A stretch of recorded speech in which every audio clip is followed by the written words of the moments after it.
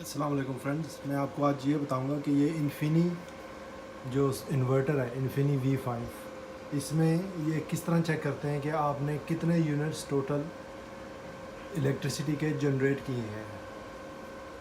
इसमें ये डाउन का बटन है, आप इसको दबाएंगे 1 2 3 4 5 6 7 8 9, जब तक कि यहाँ पे डे ना लिखा आ जाए तब तक आप दबाएंगे इसको। डे में दबाएं और फिर आगे चेक करें कि इसने कितने किलोवाट इलेक्ट्रिसिटी जनरेट की है। देखें यहाँ पर ये दिखा रहा है 3.81 किलोवाट, ठीक है। इसी के नीचे अगर एक दफ़ा और दबाएंगे तो आपको पता चल जाएगा कि मंथली इसने कितनी जनरेट की है 231 किलोवाट, और ईयरली कितनी जनरेट की है 1.02 मेगा किलोवाट, ठीक है। तो इस तरह आप ये इन्फिनी